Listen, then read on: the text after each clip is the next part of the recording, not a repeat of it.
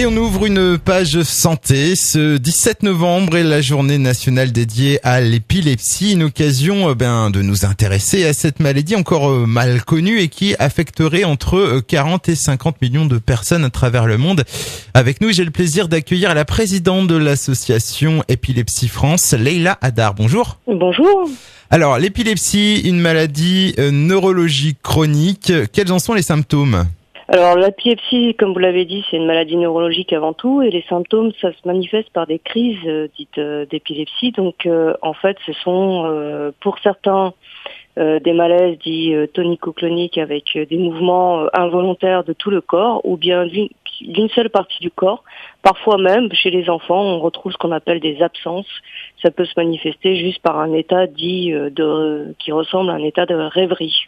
Est-ce qu'il y a des catégories de personnes qui sont plus touchées par l'épilepsie que d'autres ? Oui, tout à fait. En fait, les personnes les plus touchées se manifestent essentiellement et dû essentiellement par la fréquence des crises ou l'âge d'apparition des crises d'épilepsie. Il faut savoir que ça altère, les crises d'épilepsie peuvent altérer le développement normal, par exemple, d'un enfant, ou dégrader la personne qui fait plusieurs crises d'épilepsie par jour ou par mois. Donc effectivement, on a sans doute des traitements, mais pas toujours efficaces. Et ces crises d'épilepsie peuvent intervenir pour la première fois à n'importe quel âge ?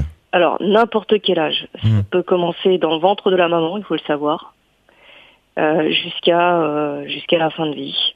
Et donc une personne qui n'a jamais été assujettie à l'épilepsie peut quand même faire une crise. Oui, alors ce qu'il faut savoir, il faut bien distinguer la crise d'épilepsie de la maladie épileptique. Toute personne est susceptible d'avoir une crise d'épilepsie dans sa vie. Et, il faut bien distinguer aussi ici les causes des facteurs déclenchants. Donc les causes d'épilepsie, elles sont diverses. Les plus connues sont effectivement les traumas crâniens, les crises dites idiopathiques, donc sans vraiment de cause connue. Ça peut être effectivement une maladie, une autre maladie sous-jacente. Voilà, il y a différentes causes, et les facteurs déclenchants effectivement peuvent être soit une fatigue excessive. Ça peut être une émotion très très forte, un deuil par exemple peut déclencher une crise d'épilepsie, et également ça peut être tout simplement aussi le soir, après avoir un petit peu bu, fait la fête, déclencher une crise d'épilepsie. Alors, vous nous avez rapidement parlé des traitements tout à l'heure. Il en existe donc ? Alors, les traitements, il y a plusieurs formes de traitements. Il y a les traitements médicamenteux et les traitements chirurgicaux. Donc, les traitements médicamenteux sont effectivement nombreux. Ils ont pour but de stopper les crises d'épilepsie, donc de maintenir une stabilité. Or, chez certains patients, c'est malheureusement pas le cas. On n'arrive pas à stabiliser une crise d'épilepsie. Donc ces patients-là, en général, on les présente lorsque c'est possible, lorsque la région du cerveau est bien ciblée, à une potentielle chirurgie de l'épilepsie qui consiste à retirer la partie du cerveau qui est atteinte. Assister à une crise d'épilepsie, donc c'est quelque chose d'assez impressionnant en tant que témoin. Quels sont les bons gestes à adopter dans ce type de situation ? Alors quand on parle de la crise généralisée tonico-clonique, elle est spectaculaire et effectivement elle peut impressionner. Donc la première chose à faire, c'est ne pas paniquer face à une crise d'épilepsie. La personne ne va pas mourir sur le coup. Donc c'est vrai que quand elle est debout, les gestes à faire sont les gestes très simples.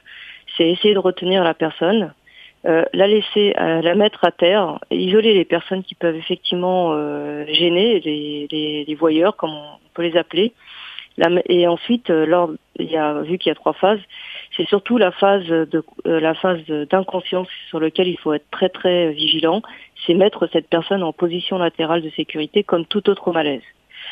Donc voilà, c'est éloigner notamment les éléments tranchants qui peuvent blesser la personne et mettre si possible un coussin. Bon, il y a aussi la phase dite de récupération où il est important effectivement à ce moment-là, lorsque la personne se réveille, de la rassurer et surtout de la réorienter, puisque la personne se lève et elle est, suite à la crise d'épilepsie, on est complètement désorienté.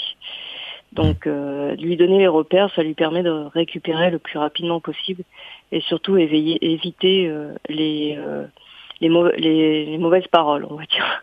Eh bien, on vous remercie, Léla Hadar, d'avoir pris un peu de votre temps pour répondre à nos questions. Je rappelle donc que vous êtes la présidente de l'association Épilepsie France. Un site également pour mieux comprendre cette maladie, www.epilepsie-france.com, www.epilepsie sans les accents-france.com. Je vous souhaite une bonne journée et puis je vous dis au revoir. Merci, au revoir.